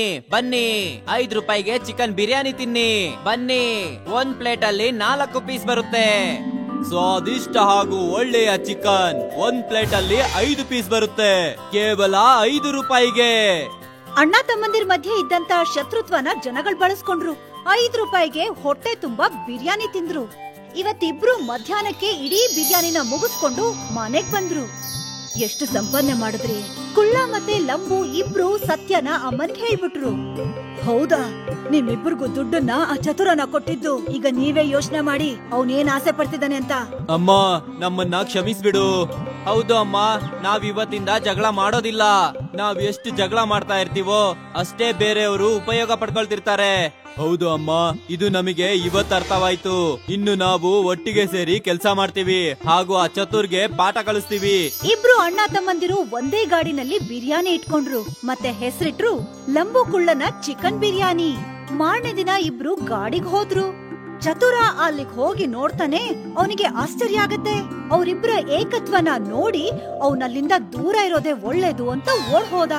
ಸ್ನೇಹಿತರೆ, ಇದ್ರಿಂದ ನಮ್ಗೆ ಶಿಕ್ಷಣ ಏನು ಗೊತ್ತಾ? ನಾವ್ ಯಾವಾಗ್ಲೂ ಒಗ್ಗಟ್ಟಿಂದ ಜೀವನ ಮಾಡ್ಬೇಕು. ಇಲ್ಲ ಅಂತಂದ್ರೆ ಚತುರನಂತವ್ರು ಲಾಭ ಪಡ್ಕೋತಾರೆ. ಜೊತೆಗೆ ನರಿ ಬುದ್ಧಿ ಇರೋರಿಂದ ತುಂಬಾ ದೂರ ಇರ್ಬೇಕು. ಇಲ್ಲ ಅಂತಂದ್ರೆ ಬೇಗ ಮುಳುಗ್ ಹೋಗ್ತೀವಿ. ಅಬ್ದುಲ್ ಒಬ್ಬ ಅಡ್ಗೆ ಭಟ್ಟ ಆಗಿದ್ದ. ಅವನು ಸುಲ್ತಾನ್ ಅಣ್ಣನ ಅಂಗಡಿನಲ್ಲಿ ತಂದೂರಿ ಮಾಡ್ತಾ ಇದ್ದ. ಅಣ್ಣ, ನನಗೆ ಒಂದು ತಂದೂರಿ ಪಾರ್ಸಲ್ ಕೊಡು. ಖಂಡಿತ ಕೊಡ್ತೀನಿ. ನಿಮ್ ಕೈಯಾರೆ ಮಾಡೋ ತಂದೂರಿ ರುಚಿ ಎಲ್ಲೂ ಕೂಡ ಸಿಗೋದೇ ಇಲ್ಲ. ನಾನ್ ಎಷ್ಟೋ ಹೋಟ್ಲುಗಳಲ್ಲಿ ತಂದೂರಿನ ತಿಂದಿದ್ದೀನಿ, ಆದ್ರೆ ನಿಮ್ ಕೈಯಾರೆ ಮಾಡೋ ತಂದೂರಿ ರುಚಿ ಅಂತೂ ಎಲ್ಲೂ ಸಿಗೋದೇ ಇಲ್ಲ. ಧನ್ಯವಾದ. ನಿಮ್ಗೆ ನನ್ನ ತಂದೂರಿ ಇಷ್ಟ ಆಗಿದ್ಯಾ? ನನ್ಗೆ ಅದೇ ಖುಷಿ. ಎಷ್ಟೋ ವರ್ಷಗಳಿಂದ ಅಬ್ದುಲ್ ಇದೇ ಹೋಟೆಲ್ನಲ್ಲಿ ಕೆಲಸ ಮಾಡ್ತಿದ್ದ. ಎಲ್ಲ ಸರಿಯಾಗಿ ನಡೀತಾ ಇತ್ತು. ಆದ್ರೆ ಒಂದು ದಿನ ಸುಲ್ತಾನ್ ಅಣ್ಣನ ಮಗ ಅಫ್ಜಲ್ ಹೋಟೆಲ್ ನೋಡ್ಕೊಳ್ಳೋದಿಕ್ಕೆ ಶುರು ಮಾಡ್ದ. ಅಣ್ಣ, ನಿಮ್ಮ ಹೋಟ್ಲಿನ ತಂದೂರಿ ರುಚಿ ತುಂಬಾ ಚೆನ್ನಾಗಿದೆ. ಹಾ ಹಾ ಹಾ ನನಗ್ ಗೊತ್ತಿದೆ ಸರ್. ಎಷ್ಟೋ ಗ್ರಾಹಕರು ಅಬ್ದುಲ್ ಅವರ ತಂದೂರಿಗೆ ಹೊಗಳ್ತಾರೆ. ಅದನ್ನ ಕೇಳಿ ಅಬ್ದುಲ್ಗೆ ನಗು ಬಂತು. ಯಾಕಂದ್ರೆ ಅಫ್ಜಲ್ ತಲೆನಲ್ಲಿ ಓಡ್ತಾ ಇರೋಂತ ಕುತಂತ್ರದ ಬಗ್ಗೆ ಅವನಿಗೆ ಗೊತ್ತಿರ್ಲಿಲ್ಲ. ಅಫ್ಜಲ್ ಆಗ್ಲೇ ಯೋಚನೆ ಮಾಡ್ಬಿಟ್ಟಿದ್ದ ತಂದೂರಿ ಕೌಂಟರ್ನ ದೊಡ್ಡದ್ ಮಾಡ್ಬೇಕು ಅಂತ. ಮತ್ತೆ ತುಂಬಾ ಜನ ಕೆಲಸದವ್ರನ್ನು ಕೂಡ. ಅಬ್ದುಲ್ ಅವ್ರೆ, ನೀವ್ ಬೇರೆ ಕೆಲ್ಸಗಾರರಿಗೂ ಕೂಡ ನೀವ್ ಮಾಡೋ ತರ ತಂದೂರಿ ಕಲಿಸ್ಕೊಡ್ಬೇಕು. ಅದು ಏನಂದ್ರೆ, ನಾನು ತಂದೂರಿ ಕೌಂಟರ್ನ ದೊಡ್ಡದ್ ಮಾಡ್ಬೇಕು ಅಂತಿದ್ದೀನಿ. ಆಗ ಹೆಚ್ಚಾಗಿ ನಾವು ಆರ್ಡರ್ ತಗೋಬಹುದು. ಖಂಡಿತ, ನಾನ್ ಎಲ್ಲಾ ಕೆಲ್ಸಗಾರರಿಗೂ ಹೇಳ್ಕೊಡ್ತೀನಿ. ಅದನ್ನ ಕೇಳಿ ಅಫ್ಜಲ್ಗೆ ಖುಷಿ ಆಯ್ತು. ಸ್ವಲ್ಪ ದಿನದ ನಂತರ ತಂದೂರಿ ಕೌಂಟರ್ ದೊಡ್ಡದಾಯ್ತು. ಇನ್ನೂ ಇಬ್ರು ಅಡ್ಗೆಯವರು ಕೌಂಟರ್ಗ್ ಬಂದ್ರು, ಅಲ್ತಾಫ್ ಮತ್ತೆ ಅರ್ಬಾಜ್. ಈಗ ನೋಡಿ ನನ್ನ ಮತ್ತೆ ಕಲ್ತ್ಕೊಳ್ಳಿ. ನಂತರ ಏನಾದ್ರೂ ನೀವು ತಂದೂರಿನ ಮಾಡಿದ್ರೆ ಗ್ರಾಹಕರೆಲ್ಲ ನಿಮ್ಗೂ ಕೂಡ ಹೊಗಳ್ತಾರೆ. ಅಬ್ದುಲ್ ಇಬ್ಬರಿಗೂ ತಂದೂರಿ ಮಾಡೋದ್ ಹೇಗೆ ಅಂತ ಕಲಿಸ್ತಾ ಇದ್ದ. ಸ್ವಲ್ಪ ದಿನದಲ್ಲೇ ಅವರಿಬ್ರು ಅಬ್ದುಲ್ ಥರನೇ ತಂದೂರಿ ಮಾಡೋದನ್ನ ಕಲ್ತ್ಕೊಂಡ್ರು. ನನ್ಗನ್ಸುತ್ತೆ ಇನ್ಮುಂದೆ ನಿಮ್ ಹೋಟ್ಲು ಹಗ್ಲು ರಾತ್ರಿ ಚೆನ್ನಾಗ್ ದುಡಿಯುತ್ತೆ ಅಂತ. ನಿಮ್ಮ ಮಾತು ನಿಜವಾಗ್ಲಿ ಅಬ್ದುಲ್ ಅವ್ರೆ. ಅಬ್ದುಲ್ ಒಳ್ಳೆ ಮನ್ಸಿಂದನೇ ಆ ಇಬ್ರು ಅಡ್ಗೆಯವ್ರಿಗೆ ತಂದೂರಿ ಮಾಡೋದನ್ನ ಕಲ್ಸಿದ್ದ. ಆದ್ರೆ ಅಫ್ಜಲ್ ತುಂಬಾ ಚಾಲಾಕಿ ಆಗಿದ್ದ. ಅವನ್ ತಲೆನಲ್ಲಿ ದುಡ್ಡು ಸಂಪಾದನೆ ಮಾಡೋದಷ್ಟೇ ತುಂಬಿಕೊಂಡಿತ್ತು. ಹಾಗಾಗಿ ಅವನು ಹೊಸ ಪೌಲ್ಟ್ರಿ ಅವನ್ ಜೊತೆ ಒಪ್ಪಂದ ಮಾಡ್ಕೊಂಡ. ಈ ಪೌಲ್ಟ್ರಿ ಅವನು ಅಫ್ಜಲ್ಗೆ ಸತ್ ಹೋಗಿರೋ ಕೋಳಿನ ಕಮ್ಮಿ ದುಡ್ಡಲ್ಲಿ ಕೊಡ್ತಿದ್ದ. ಅದರಿಂದ ಅಫ್ಜಲ್ ಸಂಪಾದನೆ ಜಾಸ್ತಿ ಆಗಿತ್ತು. ತಂದೂರಿ ಕೌಂಟರ್ ದೊಡ್ಡದಾಗಿದ್ದ ಕಾರಣ ಗ್ರಾಹಕರು ಜಾಸ್ತಿ ಆಗಿದ್ರು. ಎಲ್ಲ ಚೆನ್ನಾಗೇ ನಡೀತಿತ್ತು. ಆದ್ರೆ ಒಂದು ದಿನ ಅಬ್ದುಲ್ ತಡರಾತ್ರಿವರೆಗೂ ಹೋಟೆಲ್ ನಲ್ಲಿದ್ದಾಗ ಹೋಟೆಲ್ ಯಜಮಾನ ಸುಲ್ತಾನ್ ಅಣ್ಣ ಅಲ್ಲಿಗ್ ಬರ್ತಾರೆ. ಮಗು ಅಫ್ಜಲ್, ಹೇಗ್ ನಡೀತಾ ಇದೆ ಹೋಟೆಲ್ಲು? ಚೆನ್ನಾಗ್ ನಡೀತಿದೆ ಅಪ್ಪ. ನಾನ್ ಕೇಳ್ಪಟ್ಟೆ ನೀನು ಪೊಲೆಟ್ರಿ ಅವ್ರನ್ನ ಬದಲಾಯಿಸಿದ್ಯಂತೆ. ಹೌದು ಅಪ್ಪ, ಈ ಹೊಸ ಪೊಲೆಟ್ರಿ ಅವರು ನಮ್ಗೆ ಕಡಿಮೆ ಬೆಲೆಯಲ್ಲಿ ಕೋಳಿ ಕೊಡ್ತಿದ್ದಾರೆ. ಹೌದಾ? ಆದ್ರೆ ಅದು ಹೇಗೆ? ಅದು ಹೇಗಂದ್ರೆ ಆ ಕೋಳಿಗಳು ಮೊದ್ಲೇ ಸತ್ತೋಗಿರುತ್ತೆ. ಅಯ್ಯೋ ದೇವ್ರೇ, ನೀನೆಂತ ಕೆಲ್ಸ ಮಾಡ್ತಿದ್ಯಾ ಮಗು? ಇದು ತಪ್ಪು. ಈ ತರ ಮಾಡ್ಬಾರ್ದು ನೀನು. ಒಂದ್ ವೇಳೆ ನಮ್ಮ ತಂದೂರಿ ತಿಂದು ಯಾರಾದ್ರೂ ಹುಷಾರ್ ತಪ್ಪಿದ್ರೆ ಆ ಭಗವಂತ ನಮ್ಮನ್ನ ಸುಮ್ನೆ ಬಿಡಲ್ಲ. ಆತರ ಎಲ್ಲ ಏನೂ ಆಗಲ್ಲ ಅಪ್ಪ. ಎಲ್ಲಾ ಹೋಟ್ಲ್ ಅವರು ಹೀಗೇನೆ ಮಾಡೋದು. ನನ್ ಎಲ್ಲಾ ಗೆಳೆಯರ ಹೋಟ್ಲಲ್ಲೂ ಹೀಗೇನೆ ಮಾಡೋದು. ಇಲ್ಲಿವರೆಗೂ ಯಾರು ಹುಷಾರ್ ತಪ್ಪಿಲ್ಲ. ಇನ್ ಮುಂದೆನೂ ಆಗೋದಿಲ್ಲ. ನನ್ನ ಕೆಲ್ಸ ನಿನಗೆ ಬುದ್ಧಿವಾದ ಹೇಳೋದು, ಉಳ್ದಿದ್ದೆಲ್ಲ ನಿನಗ್ ಬಿಟ್ಟಿದ್ದು. ಈಗ ಹೋಟೆಲ್ ನಿಂದು. ನೀನೇ ಈ ಹೋಟೆಲಿನ ಮಾಲೀಕ. ಒಳ್ಳೇದೋ ಕೆಟ್ಟದೋ ಎಲ್ಲಾ ತೀರ್ಮಾನ ನಿಂದೆ, ಸರಿನಾ? ಸುಲ್ತಾನ್ ಅಣ್ಣ ಅಲ್ಲಿಂದ ಹೊರಟೋಗ್ತಾರೆ. ಈ ಎಲ್ಲಾ ಮಾತುಗಳನ್ನ ಅಬ್ದುಲ್ ಕೇಳಿಸ್ಕೊಂಡ. ಸ್ವಲ್ಪ ಹೊತ್ತಿನ ನಂತರ ಅವನು ಕೂಡ ತನ್ನ ಮನೆಗೆ ಹೊರಟೋದ. ರಾತ್ರಿ ಅಬ್ದುಲ್ ಇದೇ ವಿಚಾರನ ಯೋಚಿಸ್ತಾ ಇದ್ದ. ನಾನ್ ಇಂಥ ಜಾಗದಲ್ಲಿ ಕೆಲಸ ಮಾಡಲ್ಲ. ಇವರು ಜನರ ಆರೋಗ್ಯದಲ್ಲಿ ಆಟ ಆಡ್ತಿದ್ದಾರೆ. ಈ ತರ ಮಾಡೋದು ತಪ್ಪು. ಆದ್ರೆ ಅಫ್ಜಲ್ ಅವರು ನನ್ ಮಾತನ್ನ ಕೇಳಲ್ಲ. ಅದಕ್ಕಿಂತ ಒಳ್ಳೇದು ನಾನ್ ಈ ಕೆಲ್ಸನ ಬಿಡೋದು. ಅಬ್ದುಲ್ ಯೋಚಿಸ್ತಾನೆ ಸುಲ್ತಾನ್ ಹೋಟೆಲ್ನಲ್ಲಿ ಕೆಲ್ಸ ಮಾಡೋದನ್ನ ಬಿಟ್ಬಿಡ್ಬೇಕು ಅಂತ. ಮಾರನೇ ದಿನ ಅವನು ಹೋಟೆಲ್ಗೆ ಹೋಗ್ತಾನೆ. ನಾನು ನಿನ್ನೆ ಎಲ್ಲಾನು ಕೇಳಿಸ್ಕೊಂತಾ ಇದ್ದೆ. ನನ್ ಮನ್ಸು ಇಂತ ಕೆಲ್ಸ ಮಾಡೋದಕ್ಕೆ ಒಪ್ಕೊಂತಿಲ್ಲ. ನಾನ್ ಈ ಹೋಟೆಲನ್ನ ಬಿಟ್ಟು ಹೋಗ್ತೀನಿ. ಪರವಾಗಿಲ್ಲ, ನಿನ್ಗೇನನ್ಸುತ್ತೆ? ನೀನ್ ಹೋದ್ರೆ ನನ್ನ ಹೋಟ್ಲು ಮುಚ್ಚೋಗುತ್ತೆ ಅಂತನಾ? ಖಂಡಿತ ಇಲ್ಲ. ಆದ್ರೆ ನಿನಗೆ ಯಾವುದೇ ಹೋಟ್ಲಲ್ಲಿ ಕೆಲ್ಸ ಅಂತೂ ಸಿಗೋದಿಲ್ಲ. ಇದಂತೂ ನಿಜ ಅಬ್ದುಲ್ ಅವ್ರೆ. ನನಗ್ ನಂಬಿಕೆ ಇದೆ. ನಾನು ಕೆಲ್ಸ ಇಲ್ದೆ ಬೇಕಂದ್ರೂ ಇರ್ತೀನಿ, ಆದ್ರೆ ಪಾಪದಲ್ಲಿ ಮಾತ್ರ ಭಾಗ್ಯ ಆಗೋದಿಲ್ಲ. ಅಬ್ದುಲ್ ಹಾಗ್ ಹೇಳಿ ಅಲ್ಲಿಂದ ಹೊರಟೋಗ್ತಾನೆ. ಅವನು ಎಷ್ಟೋ ಹೋಟೆಲ್ಗಳಲ್ಲಿ ಕೆಲ್ಸಕ್ ಹುಡುಕ್ತಾ ಇರ್ತಾನೆ, ಆದ್ರೆ ಅವನಿಗೆ ಯಾರೂ ಕೆಲ್ಸ ಕೊಡಲ್ಲ. ಬೇಜಾರ್ ಮಾಡ್ಕೊಂಡು ಒಂದು ದಿನ ಗೆಳೆಯ ಮುಸ್ತಫನ ಸೈಕಲ್ ಶಾಪ್ ಅಲ್ಲಿ ಕೂತಿದ್ದ. ಏನಾಯ್ತಪ್ಪ, ಇವತ್ತು ನಿನ್ಗೆ ಕೆಲ್ಸ ಸಿಕ್ಕಿಲ್ವಾ? ಇಲ್ಲ ಗೆಳೆಯ, ಏನ್ ಮಾಡೋದೋ ಗೊತ್ತಾಗ್ತಿಲ್ಲ. ನನಗೆ ತಂದೂರಿ ಮಾಡೋದ್ ಬಿಟ್ರೆ ಬೇರೆ ಏನ್ ಕೆಲ್ಸನೂ ಗೊತ್ತೇ ಇಲ್ಲ. ನಿನ್ಗೆ ಯಾರು ಹೇಳಿದ್ದು ಬೇರೆ ಕೆಲ್ಸ ಮಾಡು ಅಂತ? ನಾನ್ ಏನ್ ಹೇಳಕ್ ಬಂದೆ ಅಂದ್ರೆ, ನೀನು ನಿಂದೇ ಒಂದು ತಂದೂರಿ ಕೌಂಟರ್ನ ಓಪನ್ ಮಾಡು. ಅಷ್ಟೊಂದ್ ದುಡ್ಡಿಲ್ಲ ನನ್ನ ಹತ್ರ. ತಂದೂರಿ ಮಾಡೋದು ತುಂಬಾ ದುಬಾರಿ, ಮತ್ತೆ ಹೋಟೆಲು ಬೇಕಾಗುತ್ತೆ, ಮತ್ತೆ ಬಾಡ್ಗೆ. ಇಷ್ಟೆಲ್ಲ ನಾನು ಎಲ್ಲಿಂದ ಮಾಡ್ಲಿ? ನಿನ್ನ ಈ ಸಮಸ್ಯೆಗೆಲ್ಲ ನನ್ಗೆ ಒಂದೇ ಪರಿಹಾರ ಗೊತ್ತಿರೋದು, ಸ್ವಲ್ಪ ಕಾಯಿ. ಮುಸ್ತಫಾ ಹಳೆ ಸೈಕಲ್ ಇಂದ 2 ಚಕ್ರನ ತಂದು ಮಧ್ಯದಲ್ಲಿ ತೂತ ಮಾಡಿ ಒಂದು ಕಬ್ಣದ ರಾಡ್ ಹಾಕ್ತಾನೆ.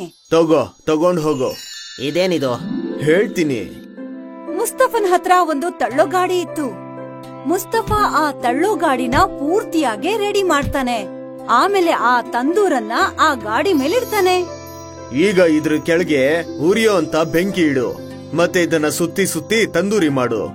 ಒರೆ ವಾ, ಇದಂತೂ ತುಂಬಾ ಚೆನ್ನಾಗಿದೆ. ನೀನ್ ಹೇಗ್ ಆಲೋಚನೆ ಮಾಡ್ದೆ? ನಾನ್ ನಿನ್ಗೆ ಸಹಾಯ ಮಾಡ್ಬೇಕು ಅನ್ಕೊಂಡೆ, ಹಾಗಾಗಿ ಈ ಉಪಾಯ ಉಳಿತು. ಧನ್ಯವಾದ ಗೆಳೆಯ. ಮಾರನೇ ದಿನ ಮುಸ್ತಫಾ ಆ ತಳ್ಳೋ ಗಾಡಿ ಮೇಲೆ ತನ್ನ ತಂದೂರಿ ಮಾರೋದಕ್ಕೆ ಶುರು ಮಾಡ್ತಾನೆ. ಮುಸ್ತಫಾ ತಂದೂರಿ ಮಾಡೋದ್ರಲ್ಲಿ ನಿಪುಣನಾಗಿದ್ದ. ಅವನ ಹತ್ರ ಹೋಟೆಲ್ ಇಲ್ದೇ ಇರೋ ಕಾರಣ ಅವನು ಮಾರ್ತಾ ಇರೋಂತ ತಂದೂರಿ ಬೆಲೆನ ಕಮ್ಮಿ ಇಟ್ಟಿದ್ದ. ಮುಸ್ತಫಾನ ತಳ್ಳೋ ಗಾಡಿ ಹತ್ರ ಯಾವಾಗ್ಲೂ ಜನಗಳ ಗುಂಪು ಸೇರಿರ್ತಾ ಇತ್ತು. ಇನ್ನೊಂದ್ ಕಡೆ ಸುಲ್ತಾನ್ ಹೋಟೆಲ್ ನಲ್ಲಿ ಫುಡ್ ಆಫೀಸರ್ ಚೆಕ್ಕಿಂಗ್ ಬಂದ್ರು. ಸತ್ ಹೋಗಿರೋ ಕೋಳಿನ ಬಳಸ್ತಿದ್ದಾರೆ ಅಂತ ಹೋಟೆಲ್ನ ಸೀಸ್ ಮಾಡಿದ್ರು. ಆಮೇಲೆ ಅಫ್ಜಲ್ನ ಅರೆಸ್ಟ್ ಮಾಡಿ ಜೈಲಿಗೆ ಹಾಕಿದ್ರು. ಬಹುಶಃ ಇದು ದೇವರ ನಿಯಮ ಅನ್ಸತ್ತೆ. ಒಳ್ಳೆಯವ್ರಿಗೆ ಯಾವಾಗ್ಲೂ ಒಳ್ಳೇದೇ ಆಗತ್ತೆ, ಕೆಟ್ಟವ್ರಿಗೆ ಕೆಟ್ಟದೇ ಆಗತ್ತೆ. ಅದಕ್ಕೆ ಹೇಳೋದು, ಒಳ್ಳೇದ್ ಮಾಡಿದ್ರೆ ಒಳ್ಳೆ ಫಲನೇ ಸಿಗತ್ತೆ ಅಂತ. ಅಬ್ದುಲ್ ಒಬ್ಬ ಅಡ್ಗೆ ಭಟ್ಟ ಆಗಿದ್ದ. ಅವನು ಸುಲ್ತಾನ್ ಅಣ್ಣನ ಅಂಗಡಿನಲ್ಲಿ ತಂದೂರಿ ಮಾಡ್ತಾ ಇದ್ದ. ಅಣ್ಣ, ನನಗೆ ಒಂದು ತಂದೂರಿ ಪಾರ್ಸೆಲ್ ಕೊಡು. ಖಂಡಿತ ಕೊಡ್ತೀನಿ. ನಿಮ್ ಕೈಯಾರೆ ಮಾಡೋ ತಂದೂರಿ ರುಚಿ ಎಲ್ಲೂ ಕೂಡ ಸಿಗೋದೇ ಇಲ್ಲ. ನಾನ್ ಎಷ್ಟೋ ಹೋಟ್ಲುಗಳಲ್ಲಿ ತಂದೂರಿನ ತಿಂದಿದ್ದೀನಿ, ಆದ್ರೆ ನಿಮ್ ಕೈಯಾರೆ ಮಾಡೋ ತಂದೂರಿ ರುಚಿ ಅಂತೂ ಎಲ್ಲೂ ಸಿಗೋದೇ ಇಲ್ಲ. ಧನ್ಯವಾದ. ನಿಮ್ಗೆ ನನ್ನ ತಂದೂರಿ ಇಷ್ಟ ಆಗಿದ್ಯಾ? ನನ್ಗೆ ಅದೇ ಖುಷಿ. ಎಷ್ಟೋ ವರ್ಷಗಳಿಂದ ಅಬ್ದುಲ್ ಇದೇ ಹೋಟೆಲ್ ನಲ್ಲಿ ಕೆಲಸ ಮಾಡ್ತಿದ್ದ. ಎಲ್ಲ ಸರಿಯಾಗಿ ನಡೀತಾ ಇತ್ತು. ಆದ್ರೆ ಒಂದು ದಿನ ಸುಲ್ತಾನ್ ಅಣ್ಣನ ಮಗ ಅಫ್ಜಲ್ ಹೋಟೆಲ್ ನೋಡ್ಕೊಳ್ಳೋದಿಕ್ಕೆ ಶುರು ಮಾಡ್ದ. ಅಣ್ಣ, ನಿಮ್ಮ ಹೋಟ್ಲಿನ ತಂದೂರಿ ರುಚಿ ತುಂಬಾ ಚೆನ್ನಾಗಿದೆ. ಹಾ, ನನಗ್ ಗೊತ್ತಿದೆ ಸರ್. ಎಷ್ಟೋ ಗ್ರಾಹಕರು ಅಬ್ದುಲ್ ಅವರ ತಂದೂರಿಗೆ ಹೊಗಳ್ತಾರೆ. ಅದನ್ನ ಕೇಳಿ ಅಬ್ದುಲ್ಗೆ ನಗು ಬಂತು. ಯಾಕಂದ್ರೆ ಅಫ್ಜಲ್ ತಲೆನಲ್ಲಿ ಓಡ್ತಾ ಇರೋಂತ ಕುತಂತ್ರದ ಬಗ್ಗೆ ಅವನಿಗೆ ಗೊತ್ತಿರ್ಲಿಲ್ಲ. ಅಫ್ಜಲ್ ಆಗ್ಲೇ ಯೋಚನೆ ಮಾಡ್ಬಿಟ್ಟಿದ್ದ ತಂದೂರಿ ಕೌಂಟರ್ನ ದೊಡ್ಡದ್ ಮಾಡ್ಬೇಕು ಅಂತ. ಮತ್ತೆ ತುಂಬಾ ಜನ ಕೆಲಸದವ್ರನ್ನೂ ಕೂಡ. ಅಬ್ದುಲ್ ಅವ್ರೆ, ನೀವ್ ಬೇರೆ ಕೆಲ್ಸಗಾರರಿಗೂ ಕೂಡ ನೀವ್ ಮಾಡೋ ತರ ತಂದೂರಿ ಕಲಿಸ್ಕೊಡ್ಬೇಕು. ಅದು ಏನಂದ್ರೆ, ನಾನು ತಂದೂರಿ ಕೌಂಟರ್ನ ದೊಡ್ಡದ್ ಮಾಡ್ಬೇಕು ಅಂತಿದ್ದೀನಿ. ಆಗ ಹೆಚ್ಚಾಗಿ ನಾವು ಆರ್ಡರ್ ತಗೋಬಹುದು. ಖಂಡಿತ, ನಾನ್ ಎಲ್ಲಾ ಕೆಲ್ಸಗಾರರಿಗೂ ಹೇಳ್ಕೊಡ್ತೀನಿ. ಅದನ್ನ ಕೇಳಿ ಅಫ್ಜಲ್ಗೆ ಖುಷಿ ಆಯ್ತು. ಸ್ವಲ್ಪ ದಿನದ ನಂತರ ತಂದೂರಿ ಕೌಂಟರ್ ದೊಡ್ಡದಾಯ್ತು. ಇನ್ನೂ 2 ಅಡ್ಗೆಯವರು ಕೌಂಟರ್ಗ್ ಬಂದ್ರು, ಅಲ್ತಾಫ್ ಮತ್ತೆ ಅರ್ಬಾಸ್. ಈಗ ನೋಡಿ ನನ್ನ, ಮತ್ತೆ ಕಲ್ತ್ಕೊಳ್ಳಿ. ನಂತರ ಏನಾದ್ರೂ ನೀವು ತಂದೂರಿನ ಮಾಡಿದ್ರೆ ಗ್ರಾಹಕರೆಲ್ಲ ನಿಮ್ಗೂ ಕೂಡ ಹೊಗಳ್ತಾರೆ. ಅಬ್ದುಲ್ ಇಬ್ಬರಿಗೂ ತಂದೂರಿ ಮಾಡೋದ್ ಹೇಗೆ ಅಂತ ಕಲಿಸ್ತಾ ಇದ್ದ. ಸ್ವಲ್ಪ ದಿನದಲ್ಲೇ ಅವರಿಬ್ರು ಅಬ್ದುಲ್ ಥರನೇ ತಂದೂರಿ ಮಾಡೋದನ್ನ ಕಲ್ತ್ಕೊಂಡ್ರು. ನನ್ಗನ್ಸುತ್ತೆ ಇನ್ಮುಂದೆ ನಿಮ್ ಹೋಟ್ಲು ಹಗ್ಲು ರಾತ್ರಿ ಚೆನ್ನಾಗ್ ದುಡಿಯುತ್ತೆ ಅಂತ. ನಿಮ್ಮ ಮಾತು ನಿಜವಾಗ್ಲಿ ಅಬ್ದುಲ್ ಅವ್ರೆ. ಅಬ್ದುಲ್ ಒಳ್ಳೆ ಮನ್ಸಿಂದನೇ ಆ 2 ಅಡ್ಗೆಯವ್ರಿಗೆ ತಂದೂರಿ ಮಾಡೋದನ್ನ ಕಲ್ಸಿದ್ದ. ಆದ್ರೆ ಅಫ್ಜಲ್ ತುಂಬಾ ಚಾಲಾಕಿ ಆಗಿದ್ದ. ಅವನ್ ತಲೆನಲ್ಲಿ ದುಡ್ಡು ಸಂಪಾದನೆ ಮಾಡೋದಷ್ಟೇ ತುಂಬಿಕೊಂಡಿತ್ತು. ಹಾಗಾಗಿ ಅವನು ಹೊಸ ಪೌಲ್ಟ್ರಿ ಅವನ್ ಜೊತೆ ಒಪ್ಪಂದ ಮಾಡ್ಕೊಂಡ. ಈ ಪೌಲ್ಟ್ರಿ ಅವನು ಅಫ್ಜಲ್ಗೆ ಸತ್ ಹೋಗಿರೋ ಕೋಳಿನ ಕಮ್ಮಿ ದುಡ್ಡಲ್ಲಿ ಕೊಡ್ತಿದ್ದ. ಅದ್ರಿಂದ ಅಫ್ಜಲ್ ಸಂಪಾದನೆ ಜಾಸ್ತಿ ಆಗಿತ್ತು. ತಂದೂರಿ ಕೌಂಟರ್ ದೊಡ್ಡದಾಗಿದ್ದ ಕಾರಣ ಗ್ರಾಹಕರು ಜಾಸ್ತಿ ಆಗಿದ್ರು. ಎಲ್ಲ ಚೆನ್ನಾಗೇ ನಡೀತಿತ್ತು. ಆದ್ರೆ ಒಂದು ದಿನ ಅಬ್ದುಲ್ ತಡರಾತ್ರಿವರೆಗೂ ಹೋಟೆಲ್ನಲ್ಲಿದ್ದಾಗ ಹೋಟೆಲ್ ಯಜಮಾನ ಸುಲ್ತಾನ್ ಅಣ್ಣ ಅಲ್ಲಿಗ್ ಬರ್ತಾರೆ. ಮಗು ಅಫ್ಜಲ್, ಹೇಗ್ ನಡೀತಾ ಇದೆ ಹೋಟೆಲ್ಲು? ಚೆನ್ನಾಗ್ ನಡೀತಿದೆ ಅಪ್ಪ. ನಾನ್ ಕೇಳ್ಪಟ್ಟೆ ನೀನು ಪೊಲೆಟ್ರಿ ಅವ್ರನ್ನ ಬದಲಾಯಿಸಿದ್ಯಂತೆ. ಹೌದು ಅಪ್ಪ, ಈ ಹೊಸ ಪೊಲೆಟ್ರಿ ಅವರು ನಮ್ಗೆ ಕಡಿಮೆ ಬೆಲೆಯಲ್ಲಿ ಕೋಳಿ ಕೊಡ್ತಿದ್ದಾರೆ. ಹೌದಾ? ಆದ್ರೆ ಅದು ಹೇಗೆ? ಅದು ಹೇಗಂದ್ರೆ ಆ ಕೋಳಿಗಳು ಮೊದ್ಲೇ ಸತ್ತೋಗಿರುತ್ತೆ. ಅಯ್ಯೋ ದೇವ್ರೇ, ನೀನೆಂತ ಕೆಲ್ಸ ಮಾಡ್ತಿದ್ಯಾ ಮಗು? ಇದು ತಪ್ಪು. ಈ ತರ ಮಾಡ್ಬಾರ್ದು ನೀನು. ಒಂದ್ ವೇಳೆ ನಮ್ಮ ತಂದೂರಿ ತಿಂದು ಯಾರಾದ್ರೂ ಹುಷಾರ್ ತಪ್ಪಿದ್ರೆ ಆ ಭಗವಂತ ನಮ್ಮನ್ನ ಸುಮ್ನೆ ಬಿಡಲ್ಲ. ಆತರ ಎಲ್ಲ ಏನೂ ಆಗಲ್ಲ ಅಪ್ಪ. ಎಲ್ಲಾ ಹೋಟ್ಲ್ ಅವರು ಹೀಗೇನೆ ಮಾಡೋದು. ನನ್ ಎಲ್ಲಾ ಗೆಳೆಯರ ಹೋಟ್ಲಲ್ಲೂ ಹೀಗೇನೆ ಮಾಡೋದು. ಇಲ್ಲಿವರೆಗೂ ಯಾರು ಹುಷಾರ್ ತಪ್ಪಿಲ್ಲ, ಇನ್ ಮುಂದೆನೂ ಆಗೋದಿಲ್ಲ. ನನ್ನ ಕೆಲ್ಸ ನಿನಗೆ ಬುದ್ಧಿವಾದ ಹೇಳೋದು, ಉಳ್ದಿದ್ದೆಲ್ಲ ನಿನಗ್ ಬಿಟ್ಟಿದ್ದು. ಈಗ ಹೋಟೆಲ್ ನಿಂದು, ನೀನೇ ಈ ಹೋಟೆಲಿನ ಮಾಲೀಕ. ಒಳ್ಳೇದೋ ಕೆಟ್ಟದೋ ಎಲ್ಲಾ ತೀರ್ಮಾನ ನಿಂದೆ, ಸರಿನಾ? ಸುಲ್ತಾನ್ ಅಣ್ಣ ಅಲ್ಲಿಂದ ಹೊರಟೋಗ್ತಾರೆ. ಈ ಎಲ್ಲಾ ಮಾತುಗಳನ್ನ ಅಬ್ದುಲ್ ಕೇಳಿಸ್ಕೊಂಡ. ಸ್ವಲ್ಪ ಹೊತ್ತಿನ ನಂತರ ಅವನು ಕೂಡ ತನ್ನ ಮನೆಗೆ ಹೊರಟೋದ. ರಾತ್ರಿ ಅಬ್ದುಲ್ ಇದೇ ವಿಚಾರನ ಯೋಚಿಸ್ತಾ ಇದ್ದ. ನಾನ್ ಇಂಥ ಜಾಗದಲ್ಲಿ ಕೆಲಸ ಮಾಡಲ್ಲ. ಇವರು ಜನರ ಆರೋಗ್ಯದಲ್ಲಿ ಆಟ ಆಡ್ತಿದ್ದಾರೆ. ಈ ತರ ಮಾಡೋದು ತಪ್ಪು. ಆದ್ರೆ ಅಫ್ಜಲ್ ಅವರು ನನ್ ಮಾತನ್ನ ಕೇಳಲ್ಲ. ಅದಕ್ಕಿಂತ ಒಳ್ಳೇದು ನಾನ್ ಈ ಕೆಲ್ಸನ ಬಿಡೋದು. ಅಬ್ದುಲ್ ಯೋಚಿಸ್ತಾನೆ ಸುಲ್ತಾನ್ ಹೋಟೆಲ್ ನಲ್ಲಿ ಕೆಲಸ ಮಾಡೋದನ್ನ ಬಿಟ್ಬಿಡ್ಬೇಕು ಅಂತ. ಮಾರನೇ ದಿನ ಅವನು ಹೋಟೆಲ್ಗೆ ಹೋಗ್ತಾನೆ. ನಾನು ನಿನ್ನೆ ಎಲ್ಲಾನು ಕೇಳಿಸ್ಕೊಂತಾ ಇದ್ದೆ. ನನ್ ಮನ್ಸು ಇಂಥ ಕೆಲ್ಸ ಮಾಡೋದಕ್ಕೆ ಒಪ್ಕೊಂತಿಲ್ಲ. ನಾನ್ ಈ ಹೋಟೆಲನ್ನ ಬಿಟ್ಟು ಹೋಗ್ತೀನಿ. ಪರವಾಗಿಲ್ಲ, ನಿನ್ಗೇನನ್ಸುತ್ತೆ? ನೀನ್ ಹೋದ್ರೆ ನನ್ನ ಹೋಟ್ಲು ಮುಚ್ಚೋಗುತ್ತೆ ಅಂತನಾ? ಖಂಡಿತ ಇಲ್ಲ. ಆದ್ರೆ ನಿನಗೆ ಯಾವುದೇ ಹೋಟ್ಲಲ್ಲಿ ಕೆಲ್ಸ ಅಂತೂ ಸಿಗೋದಿಲ್ಲ. ಇದಂತೂ ನಿಜ ಅಬ್ದುಲ್ ಅವ್ರೆ. ನನಗ್ ನಂಬಿಕೆ ಇದೆ. ನಾನು ಕೆಲ್ಸ ಇಲ್ದೆ ಬೇಕಂದ್ರೂ ಇರ್ತೀನಿ, ಆದ್ರೆ ಪಾಪದಲ್ಲಿ ಮಾತ್ರ ಭಾಗ್ಯ ಆಗೋದಿಲ್ಲ. ಅಬ್ದುಲ್ ಹಾಗ್ ಹೇಳಿ ಅಲ್ಲಿಂದ ಹೊರಟೋಗ್ತಾನೆ. ಅವನು ಎಷ್ಟೋ ಹೋಟೆಲ್ಗಳಲ್ಲಿ ಕೆಲ್ಸಕ್ ಹುಡುಕ್ತಾ ಇರ್ತಾನೆ, ಆದ್ರೆ ಅವನಿಗೆ ಯಾರೂ ಕೆಲ್ಸ ಕೊಡಲ್ಲ. ಬೇಜಾರ್ ಮಾಡ್ಕೊಂಡು ಒಂದು ದಿನ ಗೆಳೆಯ ಮುಸ್ತಫನ ಸೈಕಲ್ ಶಾಪ್ ಅಲ್ಲಿ ಕೂತಿದ್ದ. ಏನಾಯ್ತಪ್ಪ, ಇವತ್ತು ನಿನ್ಗೆ ಕೆಲ್ಸ ಸಿಕ್ಕಿಲ್ವಾ? ಇಲ್ಲ ಗೆಳೆಯ, ಏನ್ ಮಾಡೋದೋ ಗೊತ್ತಾಗ್ತಿಲ್ಲ. ನನ್ಗೆ ತಂದೂರಿ ಮಾಡೋದ್ ಬಿಟ್ರೆ ಬೇರೆ ಏನ್ ಕೆಲ್ಸನೂ ಗೊತ್ತೇ ಇಲ್ಲ. ನಿನಗೆ ಯಾರು ಹೇಳಿದ್ದು ಬೇರೆ ಕೆಲ್ಸ ಮಾಡು ಅಂತ? ನಾನ್ ಏನ್ ಹೇಳಕ್ ಬಂದೆ ಅಂದ್ರೆ, ನೀನು ನಿಂದೇ ಒಂದು ತಂದೂರಿ ಕೌಂಟರ್ನ ಓಪನ್ ಮಾಡು. ಅಷ್ಟೊಂದ್ ದುಡ್ಡಿಲ್ಲ ನನ್ನ ಹತ್ರ. ತಂದೂರಿ ಮಾಡೋದ್ ತುಂಬಾ ದುಬಾರಿ, ಮತ್ತೆ ಹೋಟೆಲು ಬೇಕಾಗುತ್ತೆ, ಮತ್ತೆ ಬಾಡ್ಗೆ. ಇಷ್ಟೆಲ್ಲ ನಾನು ಎಲ್ಲಿಂದ ಮಾಡ್ಲಿ? ನಿನ್ನ ಈ ಸಮಸ್ಯೆಗೆಲ್ಲ ನನ್ಗೆ ಒಂದೇ ಪರಿಹಾರ ಗೊತ್ತಿರೋದು, ಸ್ವಲ್ಪ ಕಾಯಿ. ಮುಸ್ತಫಾ ಹಳೆ ಸೈಕಲಿಂದ 2 ಚಕ್ರನ ತಂದು ಮಧ್ಯದಲ್ಲಿ ತೂತ ಮಾಡಿ ಒಂದು ಕಬ್ಣದ ರಾಡ್ ಹಾಕ್ತಾನೆ. ತಗೊಂಡ್ ಹೋಗೋ. ಇದೇನಿದು? ಹೇಳ್ತೀನಿ. ಮುಸ್ತಫನ್ ಹತ್ರ ಒಂದು ತಳ್ಳೋ ಗಾಡಿ ಇತ್ತು.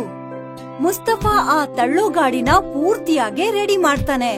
ಆಮೇಲೆ ಆ ತಂದೂರನ್ನ ಆ ಗಾಡಿ ಮೇಲಿಡ್ತಾನೆ. ಈಗ ಇದ್ರ ಕೆಳಗೆ ಉರಿಯೋ ಅಂತ ಬೆಂಕಿ ಇಡು, ಮತ್ತೆ ಇದನ್ನ ಸುತ್ತಿ ಸುತ್ತಿ ತಂದೂರಿ ಮಾಡು. ಒರೆ ವಾ, ಇದಂತೂ ತುಂಬಾ ಚೆನ್ನಾಗಿದೆ. ನೀನ್ ಹೇಗ್ ಆಲೋಚನೆ ಮಾಡ್ದೆ? ನಾನ್ ನಿನ್ಗೆ ಸಹಾಯ ಮಾಡ್ಬೇಕು ಅನ್ಕೊಂಡೆ, ಹಾಗಾಗಿ ಈ ಉಪಾಯ ಉಳಿತು. ಧನ್ಯವಾದ ಗೆಳೆಯ. ಮಾರನೇ ದಿನ ಮುಸ್ತಫಾ ಆ ತಳ್ಳೋ ಗಾಡಿ ಮೇಲೆ ತನ್ನ ತಂದೂರಿ ಮಾರೋದಕ್ಕೆ ಶುರು ಮಾಡ್ತಾನೆ. ಮುಸ್ತಫಾ ತಂದೂರಿ ಮಾಡೋದ್ರಲ್ಲಿ ನಿಪುಣನಾಗಿದ್ದ. ಅವನ ಹತ್ರ ಹೋಟೆಲ್ ಇಲ್ದೇ ಇರೋ ಕಾರಣ ಅವನು ಮಾರ್ತಾ ಇರೋಂತ ತಂದೂರಿ ಬೆಲೆನ ಕಮ್ಮಿ ಇಟ್ಟಿದ್ದ. ಮುಸ್ತಫಾನ ತಳ್ಳೋ ಗಾಡಿ ಹತ್ರ ಯಾವಾಗ್ಲೂ ಜನಗಳ ಗುಂಪು ಸೇರಿರ್ತಾ ಇತ್ತು. ಇನ್ನೊಂದ್ ಕಡೆ ಸುಲ್ತಾನ್ ಹೋಟೆಲ್ ನಲ್ಲಿ ಫುಡ್ ಆಫೀಸರ್ ಚೆಕಿಂಗ್ ಬಂದ್ರು. ಸತ್ ಹೋಗಿರೋ ಕೋಳಿನ ಬಳಸ್ತಿದ್ದಾರೆ ಅಂತ ಹೋಟೆಲ್ ನ ಸೀಸ್ ಮಾಡಿದ್ರು. ಆಮೇಲೆ ಅಫ್ಜಲ್ ನ ಅರೆಸ್ಟ್ ಮಾಡಿ ಜೈಲಿಗೆ ಹಾಕಿದ್ರು. ಬಹುಶಃ ಇದು ದೇವರ ನಿಯಮ ಅನ್ಸತ್ತೆ. ಒಳ್ಳೆಯವ್ರಿಗೆ ಯಾವಾಗ್ಲೂ ಒಳ್ಳೇದೇ ಆಗತ್ತೆ, ಕೆಟ್ಟವ್ರಿಗೆ ಕೆಟ್ಟದೇ ಆಗತ್ತೆ. ಅದಕ್ಕೆ ಹೇಳೋದು, ಒಳ್ಳೇದ್ ಮಾಡಿದ್ರೆ ಒಳ್ಳೆ ಫಲನೇ ಸಿಗತ್ತೆ ಅಂತ.